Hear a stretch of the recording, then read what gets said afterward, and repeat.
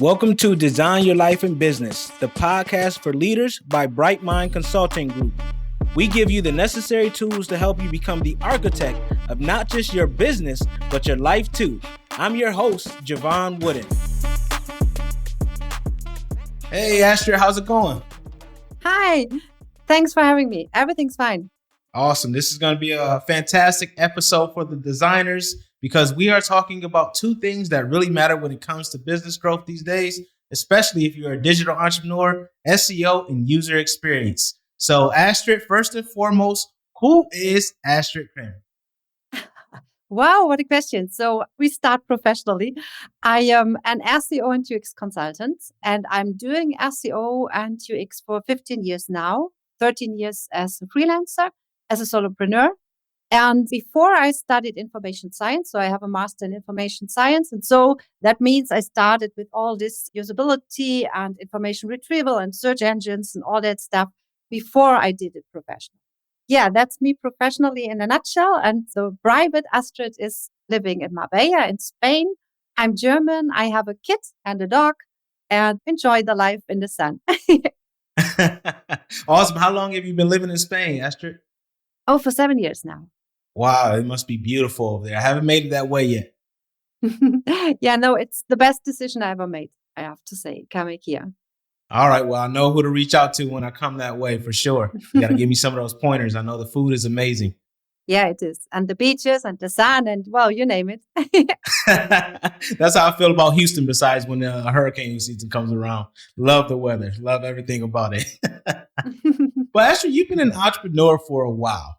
You've done a lot in your career. You've worked with some pretty big brands. So we're going to lean on that expertise a little bit here. First and foremost, what is strategic SEO? Well, strategic SEO means that you always take into account all channels that are relevant for your product and your sales and your PR and your social media and everything that is connected to your company and your product. Because very often people think that SEO is something that you just add. So you build a website and then somebody says, okay, now let's do some SEO. And this is not working because SEO is relevant in every part of your business. So if you do sales, you have two sites that convert, for example. So it doesn't make sense to get a lot of traffic on your website, but it doesn't convert. So you can't do sales. Or if somebody comes to your site and the site is not working, it's too slow, I don't know, it's not understandable, the UX is bad. So then the user is not happy and you're not happy. And also it doesn't make sense. It all fits together. It has to fit together.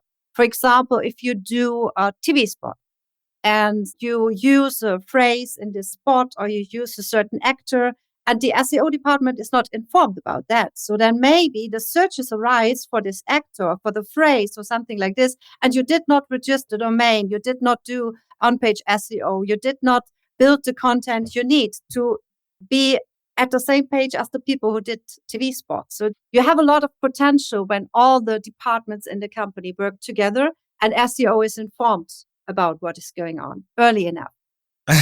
Well, how do we inform them early enough? What is early enough, first off? That's a good question. Well, usually one thing that is really bad for SEO is something like, let's do a relaunch. And then very often it's like this. Okay, Astrid, we want to do a relaunch next month. Can you take a look at it? So when you relaunch your website, SEO should start 6 months before. So this is something that you really should take into account, that you have enough time to gather all data, to do all the analysis you need, to have all the resources, to make the planning, all that stuff. So this is essential. And how to get all the other departments to talk to each other, that's a good question. I had one client once where I said, okay, I want to do a workshop with you, but I want to have one person from every department at the table. And this was awesome because then everybody was talking to each other and you were able to, I don't know, the customer service could talk to product and product could talk to sales because they're all dependent. I mean, it's all one thing. And from every one of those, then you get the information you need for SEO. So it's complex, but it's cool the better you work together. Right. And a lot of us don't even think about that, like customer service tying into the SEO. So how does that look? Like, what are we asking? What type of questions, if we did get everybody together, what would we be looking for? Yeah, for example, customer service is a good example because imagine you have people on the telephone who get answers from your clients. And they know best after they did this job for a month, for 2 months, for 3 months, what are the questions the customers always have? What are the clients always asking for? Do we answer these questions online? Do we really project the questions we get in the call center and put them online? And then when we put them online with structured data and the correct format for SEO, but the content comes from the customer service because they know which problems the customers have. So something like this. This is a very good example. And gotcha. And then when you're creating content, like how do you create it for SEO? Oh, okay. There are different layers. So, Okay. yeah, first of all, it has to be awesome. So this sounds like, but I mean it. Content has to be awesome because if it's not a good content, nobody wants to read it. Nobody will link to it. Nobody will share it on social media. And if nobody links to it and nobody shares it, then it's not worth for SEO. But when you have a piece of content that is awesome, then you have to make it readable for a search engine. That means if you have a video, for example, then you should provide a transcript of the video. So it's a no-brainer because the search engine needs the text, or it still works better with the text. And for users who can't see the video or don't want to see a video because bad time and the kid is sleeping nearby or something like this, they have the possibility to read. So this is like make the content accessible for your users and the search engine. And then, of course, then you have the technical stuff. So what I really like is I ask ChatGPT if I need more information, how to write something nicely. Then I ask my SEO tools. For example, I use SEMrush, and then I check, do I really use all the semantically relevant keywords in the text? Is the text long enough? All that stuff. And if I get this feedback, then I put it into DeeperWrite because DeeperWrite says, okay, this text is nicely written or not so nicely written. You can redo it. And when you have done it, then you have some technical tools that you can use to make it even better for SEO. That is super detailed. So it's not like you just say, oh, I got this idea to write this. You really have to think about how you're composing that content and make sure it's aligning with certain keywords. Is there a number of keywords that we should be looking to rank for? No. In SEO, you always get the answer, it depends. And that's true because even your main keyword depends, which is the best keyword for you. You don't pick one keyword that is searched 10,000 times per month just because it has a high search volume, if it's not relevant enough for you, or if it's not specific enough for you. If you have a keyword with a lower search volume, the probability of a conversion is way higher. So if somebody is searching for red shoes, high search volume. But if somebody is searching for red sneakers, Puma, size 38, then the conversion is nearer because this person really wants to buy those sneakers now. So this is something you have to take into account. And then, no, you can say, okay, sometimes you need a lot of semantically relevant keywords to put into the text, sometimes not. What I do is I have some kind of checklist, but I have it in my head, but I give it to my clients. There's the checklist. Take care about your title tag, your description, your H1, your headlines in the text, how to name images, what to set as alt attribute in images, how to format your text, and so on. So these are so basic guidelines that nearly never changed, in fact. So since I'm doing SEO, it's just like this, that you have to structure a text very clearly. So, and yeah, and that's it. Astrid, I need that checklist. Where can I find it? I will send it to you. Perfect. I love it. So you work in an interesting space. A lot of people don't think about the user's experience really being tied into SEO. So how do those two intersect when it comes to brand awareness and business growth? Yeah, as I said, if you reach your goal and you get a lot of traffic on your website, but then your website is so annoying that nobody really finds what he wants or what he's searching for, then you did not win. You got a lot of traffic, but you don't win. And this is bad for your brand awareness, for your expertise. So it always has to go hand in hand. I guess the problem a little bit in UX is we very often say that user experience is a graphic thing. So the graphic designers, they think about user experience. But in fact, there should be a person, and very often this person is missing, who does the planning of the content I need, how to present the content, just very raw wireframes where it has to be something like this, what happens when we go mobile, when we change the device, and so on. And this is a little bit more like a designer, but an information designer. So I worked with an agency, a very big agency. They had someone like this. It was a conceptor who only did the concepts of the landing pages or the apps. And then the designers came in and realized what he said. But first he was checking with SEO, with product, with PR. Is the content okay? Is the structure okay? And then it went to the designer to really realize it. So very often this layer is a little bit missing, the UX layer without design, but it's important. Right. Yeah. I mean, I can see how that is because you come to a site, you don't get very long to impress your audience, right? It's like you got to make sure that it jives well with them. So when it comes to like user experience, a lot of us think of content and keeping it fresh. Is there like a certain amount of content that we should be creating, like say per week? It depends. Well, you have to be realistic. What can you do? What are your resources? I mean, of course, I work with very big clients. So for them, it's usually when you have a newspaper, for example, then you publish 30, 40 articles per day. And this is normal because it's your business. So you can't do this when you have a shop because then it's limited. And you can't do it when you're a small or mid-sized business because your resources are limited. So what I say, especially for business owners of small businesses or solopreneurs, only do SEO if you take it serious, if you can really have the resources and really can do it. If you have your company presentation online and you're writing, I don't know, a blog post every week, just one, or every 2 weeks, and this is okay because this is not your main channel, then everything is fine. Then, of course, you have to take care that this blog post is reachable for search engines and that it's optimized, and then you spread it via LinkedIn or social media, wherever.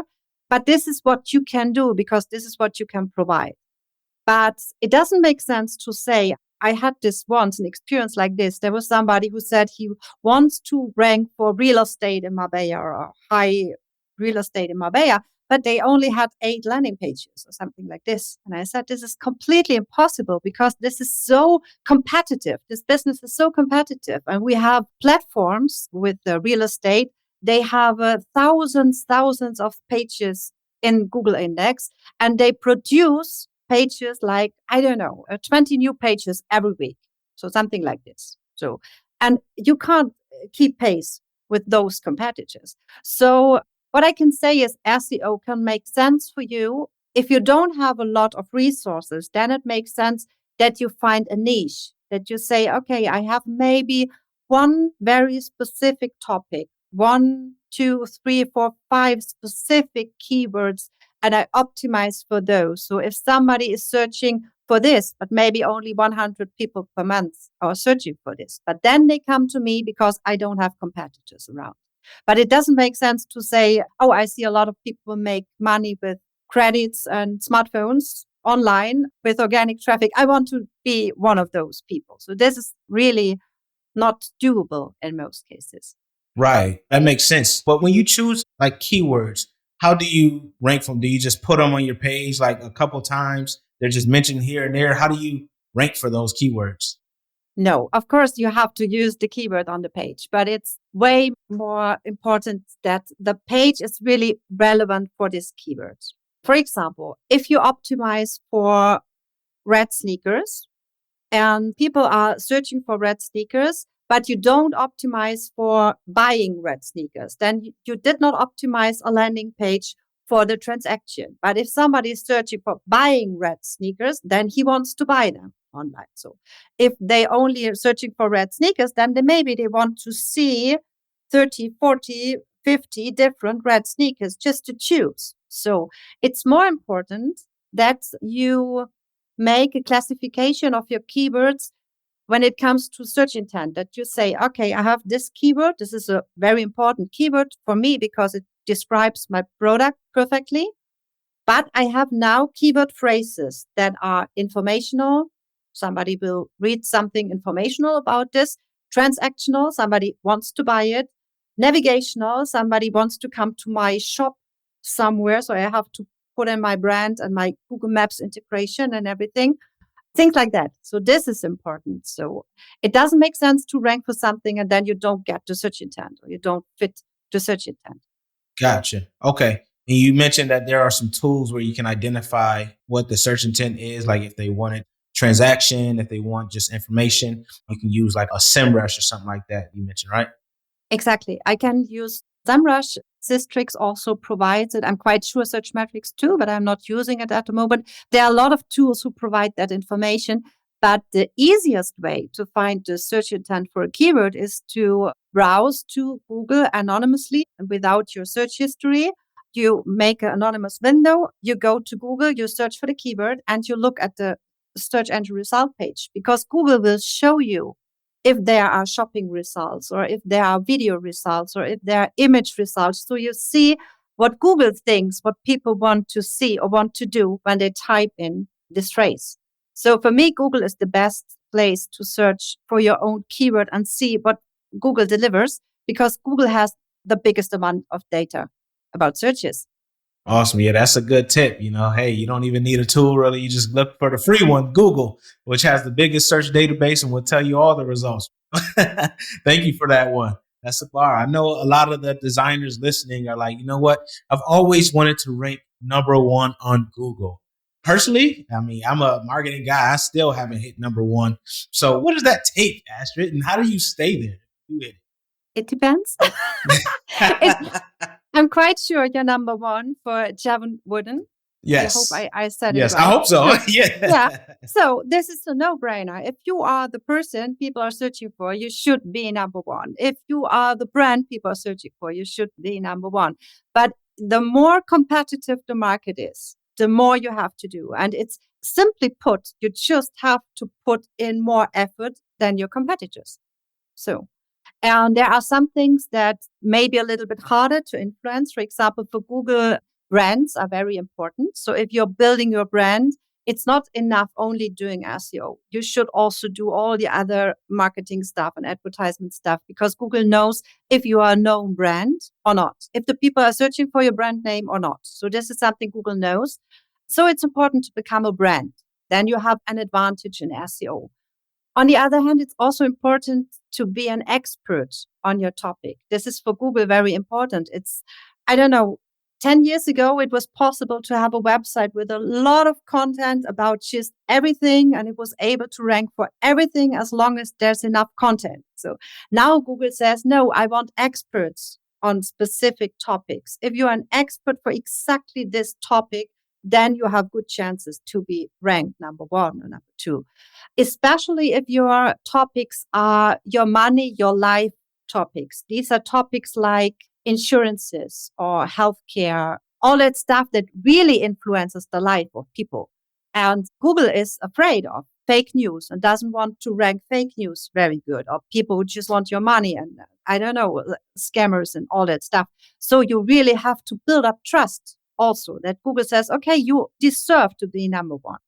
That's great info. And then when it comes to keeping up with all that's going on, like how often should you check or do a review of your SEO practices? Well, I would say you should minimum at least once a month check the keywords you're ranking from maybe position 11 to 20 or 11 to 30. For example, in Spain or in Germany, this is more relevant because we still have page 1, page 2, page 3, page 4 on Google. I guess in the States, you have infinite scrolling now. So this is not a topic for you anymore. But still, you have the places where you are under the fold and not so easy to reach. But you can say, okay, when I'm position 11 or 10, Google says I'm relevant for this topic, but I'm not good enough at the moment. So I have to optimize this landing page for this keyword to rank it higher. So this should be at least once a month checkup. Okay, awesome. And then how does social media play into like SEO? Depends on the social media platform. Of course, you have platforms where the content is indexable and reachable for Google, and other content is not indexable and not reachable.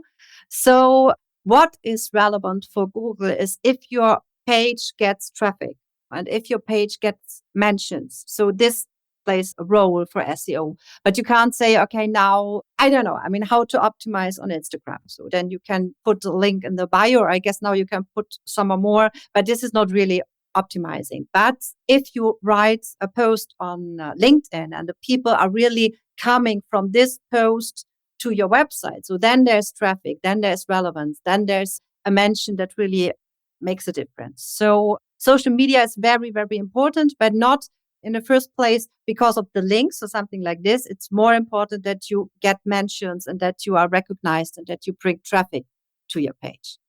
Got it. Okay. And that brings to the next question. So some of us know about the on page versus off page. Is there one or the other that's more important? It depends on your business. When you're, for example, a news publisher, so then on page for you is way more important than off page, of course, because you're publishing news. So the people don't have the time to put backlinks on your article that you just published 2 minutes ago. So, but Google wants to publish this article in the search engine, in the index, because it's new and it's cool and it's good. So you have to have a good template to be fast, have a clean HTML, all that stuff. So this is very important when you're a news publisher. When you are an expert for insurances, for example, then it's important that people around you that are relevant for your branch, that are very trustworthy, link to you and mention you. So it's still very good to have reviews or to have backlinks from trusted sites. But it really depends on what you're doing. And also it depends of your competitors, because as you see, Google never says how many ranking factors we have on Google. Some months ago, the source code of Yandex was leaked, the Russian search engine, and they had around 1,900 ranking factors, most of them not actual anymore, but around 400 still working. So, and I'm quite sure that Google has the same amount or more. So we talk about 400 to 500 ranking factors that all work together and they can't seen independently one another. So you really have to test what is working in my branch, what is working with my target group. Is it more important to build up backlinks when you're in a very competitive niche, for example, especially in a niche like gambling, for example? So this is a very competitive niche and it's hard to build up trusted content. And Google is not really keen to bring people now to a gambling site. So then you have to build up backlinks. But this is another game than having a newspaper, for example. Gotcha. And then with backlinks, so for instance, with my business being a podcast and a business coach, growth strategist and stuff. So it's really important kind of to do like guest blogs and get on other people's podcasts and things like that. Is that what I'm hearing? Yeah, but I mean, when you do it right, then you do it also for SEO. So imagine you have I don't know, your landing page for the podcast, but if you have a landing page for the podcast, then you should have a transcript of the podcast. So this is written for the user, but also for Google, of course. And then when you are appearing in other podcasts, the people link to your website. So you get backlinks because you are there, or you link to their website, then they link back, all that stuff. Yeah, it's about networking. SEO is very important that you're networking, because the more you network, the more mentions you get, the more backlinks you get. And this is crucial for SEO. Digital networking. I love it. That's where we are, everyone. And I love that. So, Astrid, we're going to switch gears here. We're going to go to our by design segment where I ask every guest the same 3 questions. Are you ready? Okay. Perfect. So the first question is, what has been the hardest part about designing a life and business you don't need a vacation from?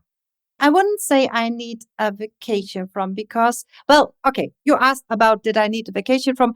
I could say at the beginning of this year, January, February, I was like, I have to do more. So I wanted to make more money, make more business, make more projects. So I was doing more. And I don't say no to anything. So if somebody asks me, do you want to go to a podcast? Do you want to write an article? Do you want to do something like this? Do you want to help my startup? I was like, yeah, I'm in.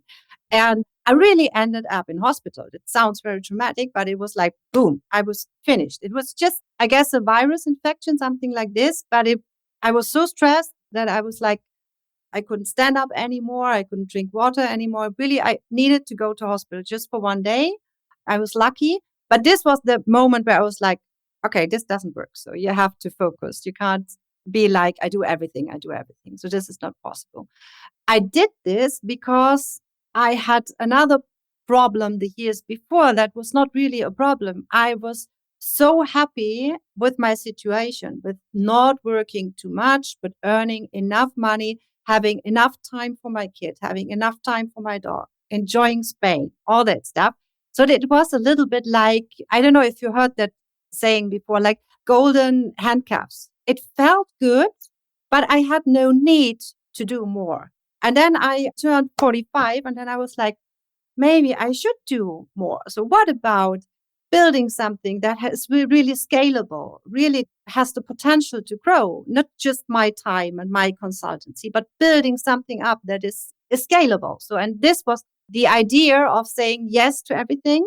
And now I step back and I'm still trying to do this. I'm still working more than before, and I'm happy with that. I'm still searching for opportunities, like, for example, work with startups for an equity share so that I give them all my knowledge about online marketing and they give me some shares, something like this.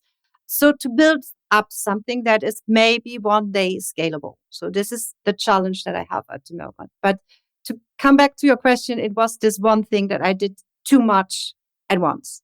Well, I'm so happy that you are healthy now and you decided to take a step back. Thank God for that. So thank you for sharing that because that's very important. A lot of the designers listening are high achievers and we always feel like we have to do something.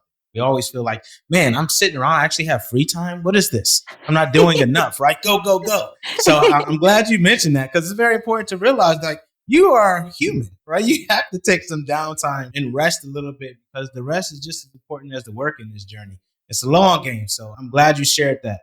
The second question, what is the best lesson you've learned on your entrepreneurial journey? I don't want to sound dramatic, but it's something like everything is possible.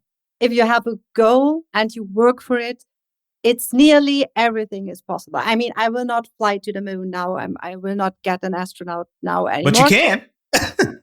Yeah, okay, this would be a challenge. But yeah, you know what I mean? It's like you're not doing one job and then you say, oh, maybe I get a promotion and then it's the next step. So no, it's like sometimes I have these phases where I'm like, I'm waking up and I'm like, oh, I want to do vintage clothes now. And then I'm checking out what is possible. What can I do? Can I build up this business? Can I not build it up? I try it out. Maybe I fail. Maybe I don't fail. So, but this is like, you have the freedom of just try everything out. You're not limited to one branch or one idea or one section. I really love that, especially online, because I mean, online you can build up a business very fast. So you don't have to buy products first and then rent a building and all that stuff. You can just say, okay, I set up a shop now and I start drop shipment, or I don't know, but it's quite easy to do something.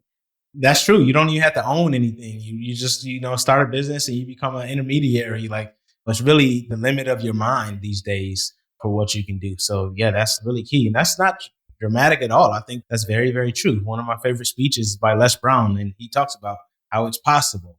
And it really is tied to how you look at yourself and how much you believe and really how much work you're willing to put in to make it possible. So that's, yes, for sure. What are 3 tools or tips that you recommend when scaling a business? What I would always do is take an SEO tool like SEMrush or Sistrix or whatever and do a research of the search volumes of all the keywords that are relevant for you, because you get a mirror of what other people searching for. So this is such a valuable information. You can use it for stocks, you can use it for your product, you can use it for your competitor, for your brand, for everything. It's just so important to see what are people really looking for, what problems do they have, what questions do they ask. So the search itself and all the data you can get out of search engines is one thing that is great. I really love it. So you said 3 tools are tips for being scalable. Find your ideal way to communicate. So as I said, SEO is not for everybody. Social media is not for everybody. Maybe you love social media, but not all the platforms.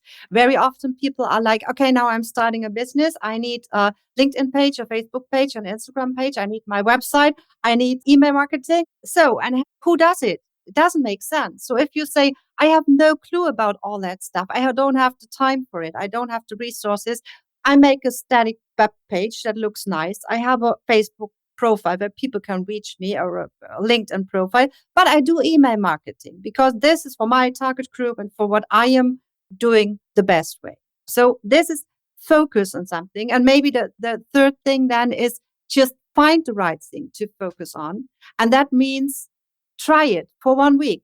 Try for 1 week email marketing. Try for 1 week SEA. Try SEO. Okay, you need more time than 1 week, but you know what I mean? Check it out, what is really working, and be honest. If it's not working, even if you love it, then kick it, because it's the wrong channel for your target group or your product. Yeah, I like it. Try it. I love that advice. Right. So often we're afraid. We feel like we have to marry something when we don't. We just have to try it and then see what works. So thank you so much, Astrid. You have been amazing. As always, love the energy that you bring. Thank you. My pleasure. Thank you. So how can people connect with you? You always ask me that, and I'm never prepared. So I'm like, but you will have my contact details somewhere online. Okay. So yeah, everybody can contact me via email, via LinkedIn, via Twitter, wherever. I'm happy to answer questions, to be there, to connect, to build networks, digital networks. And thank you for having me. Really, it's always a pleasure to be with you. It's very cool.